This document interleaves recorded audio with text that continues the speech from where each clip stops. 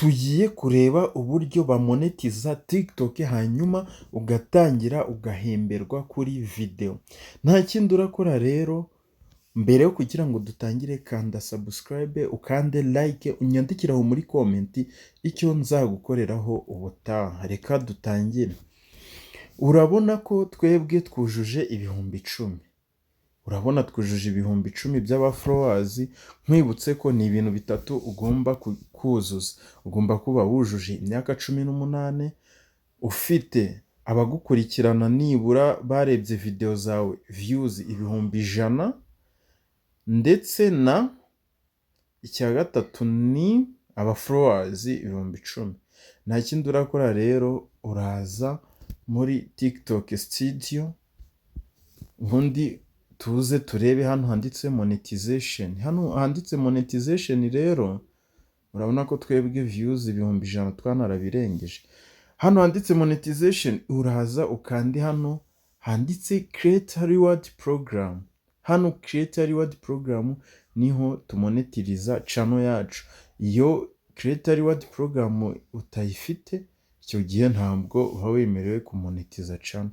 Urabona ko twebwe twabyujuje imyaka 18, abadukurikirana ibihumbi 10 na views ibihumbi 100. Urabibona. Noneho urabona aho hasi handitse join. Hano join hahita hafunguka iyo biriya bintu bagusabye iyo ubyujuje. Noneho reka nze tuze tuhakande, ubundi natwe dutangire duhembwe na TikTok. Urabona ko ni ibintu byiza cyane. Urabona nyine twe turi muri celebration, ibintu twabyujuje. Reka noneho dukande hano kuri join. Turahakanze, reka dutegereze. Tugitegereza rero, no. Urabona ko tugitegereza bahise batubwira ngo application rejected an original content. Urabona ko twebwe bahise batwangira. Urabona no muri nuze, no muri message isanzwe ya email, muri email urabona bahise batwohereza message yuko batatwemerera. Noneho urabona no, reka turebe no muri notification. No muri notification urabona ko baratwangiye application rejected. Noneho reka tuze tubandikire tubabaza impamvu batwangiye kandi dusanzwe twauploadinga video zacu. Urabona ko ndabandikiye, ndi kugerageza kwihutisha video kugira ngo itaza kuba ndende. Narabandikiye. Urabona hashize iminsi 2 nanone narongeye mfungura application ya TikTok, hanyuma ngo nze ndebe ese ko nabandikiye baranyemereye, baje kunyemerera. Reka tuze muri email. Tukigera muri email rero, nta kindi kintu dusangamo, bahise batubwira ngo thank you for submitted appeal again rejected, congratulations. Ni ibintu nk'ibyo nyine. Hano ni ukuvuga ngo iyi email iri kuvuga ko batwemereye, nanone tugomba kongera tukagerageza tukaprayinga tukareba ibyari byo. Urabona ko no muri notification ya TikTok urabona ko message irimo. Urabona imaze n'iminota 20. Gusa nkwibutse ko hano ni iminsi 2 yari ishize tubandikiye. Urabona ko dore ngiye bari kutubwira ko batwaprovinze, nyine batwemereye tugomba kugira tugomba kujoininga iyi program. Noneho nkimara kubona iyi message nta kindi nakoze, nahise nza muri account yanjye ya TikTok, nzamuka hari ku dukoni 3 n'ubundi nza hano muri TikTok studio. Nanone kugira ngo nanone nongere ngende mbasabe ndebe ko banyemerera ko natangira guhembwa na TikTok. Urabona ko hagifunguka rero, nahise nkora iki, nahise nza hano handitse create reward program. Nk'ibisanzwe hahandi n'ubundi twe twakanze bwa mbere tubasaba, tubasaba ko batwemerera.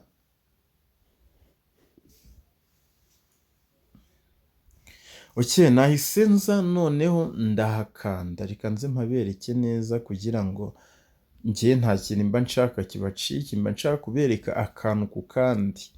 Nahise nza ndahakanda, nkihakanda rero nategereje koko, ndategereza, ndongera ndategereza. Hano ni ukuvuga ngo utegereza igihe gihagije. Nkimara gutegereza hahise hafunguka gutyo, noneho hariya hejuru bambwiye ngo nshiremo irangamuntu, mverifiye irangamuntu yanjye. Urabibona bari kumbwira ngo mverifiye irangamuntu yanjye. Guys, ni ukuvuga ngo ukibona hano hantu hafungutse gutya uzamenye ko bakwemereye, keretse wenda hajemo amakosa washyiramo irangamuntu bakakwangira. Nabyo bijya bishoboka, bibaho, birashoboka cyane. Urabona ko n'amavideo yacu hasi bari kuyatwereka, ari butangire guhembwa mu kanya nituverifiye irangamuntu. Noneho reka nze dukande hano kuri verification identity, hariya ku irangamuntu.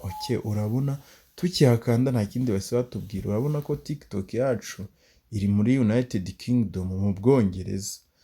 Kandi nta rangamuntu yo mu Bwongereza dufite. Hano ikintu tugiye gukora rero ni iki: tugiye kuza dushyiremo u Rwanda, turakanda hano twandike Rwanda. Nitumara kwandika Rwanda barahita batuzanira ngo tugomba gushyiramo irangamuntu cya pasiporo. Kuvuga ngo hano ifite kimwe nicyo ushyiramo. Njyewe bitewe nuko nta pasiporo mfite, reka nishyiremo irangamuntu. Urahakanda, ukimara kuhakanda bakubwira ngo start verification. Noneho urahita uza hano handitse start, hano reka nze mpabereke. Uhakande. Numara kuhakanda urategereza koko, wongera utegereze bitewe na network ufite. Hagifunguka rero harahita hafunguka gutyo, barahita bakubwira ngo choice any upload method. Ni ukuvuga ngo hano ikintu tugiye gukora ni ugufata ya rangamuntu yacu. Hano tugiye gufata ya rangamuntu yacu tuyifotore. Guys, urafata irangamuntu ya nyayo original uyifotore, ntabyo uvuga ngo ufite photocopy ngo cyangwa iki. Urabibona front of identity card, ni ukuvuga ngo hano ni igice cy'imbere.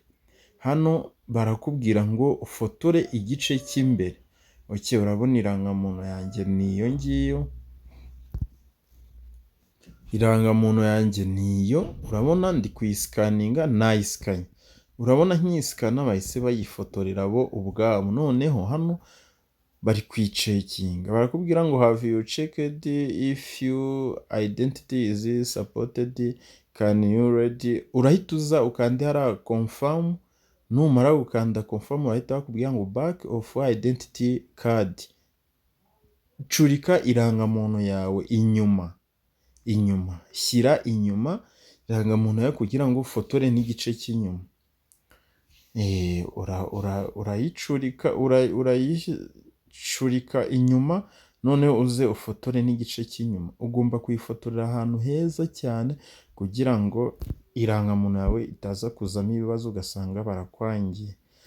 Noneho hano turahita dukora complete. Hariya turahita dukora complete. Urabona ko hari abari kuyicekinga. Noneho twebwe ikintu hano kiraba, turategereza resulta ziri buvemo, niba bari butwemerere cyangwa se niba bari butwangire. Hariya baratubwiye ngo submitted identity information under review. Ni ukuvuga ngo hano baraguha amakuru, nibamara kureba irangamuntu yawe, niba amakuru watanze ariyo, baraza kuguha igisubizo bitewe n'irangamuntu watanze. Urabona ko hariya tayari irangamuntu twayishyizemo, dutegereje ko baduha igisubizo. Hano urabona handitse under review, ni ukuvuga ngo nyine bakimara kuyicekinga baraza kuduha igisubizo muri notification cyangwa se muri TikTok mo imbere nyine. Noneho reka tuze hano kuri setup method, hahandi noneho tubarira amafaranga. Guys, ibintu biraryoshye. Hahandi tubarira amafaranga, setup method, ni naho turebera.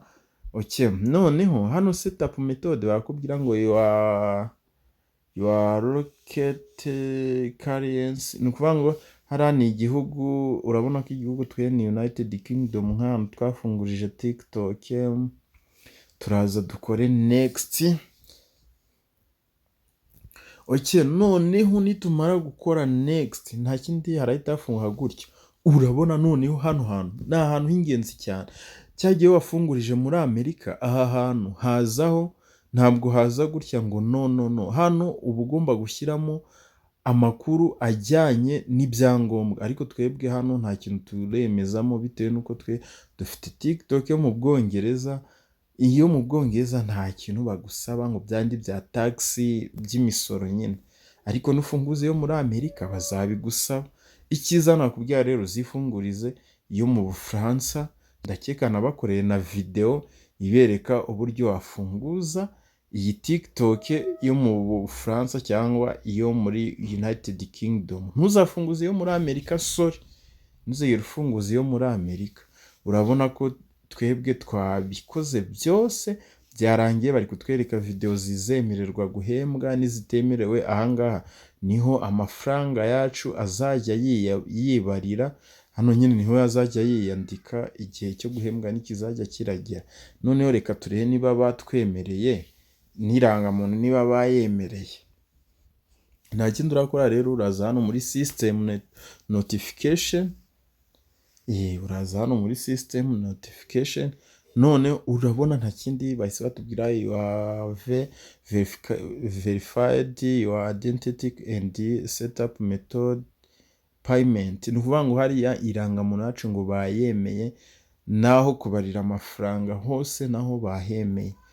Guys, nta kindi rero nkwibutsa gukora subscribe, ugasharinga iyi video ku bantu bawe b'ingenzi kugira ngo nabo aya makuru bayamenye. Hari nk'umuntu ufite TikTok iba yarananiye kumonetiza, iyi video rero iragufasha kuyimonetiza, cyangwa se n'uwo muntu uyimwohereze kugira ngo nawe abashe kumonetiza TikTok yiwe, nawe atangire arye ku mafaranga ya TikTok. Urabona ni ibyo ngibyo, urabona okay, urabona ko n'irangamuntu yacu hano tukinjiramo imbere bahise batubwira identity verification. Urabona ko bashyizeho kandi ko bayiverifiye. Okay, kanda subscribe, ukande like, okay, ukande no kunzogera kugira ngo tujye tubana no mu yandi ma video agiye atandukanye.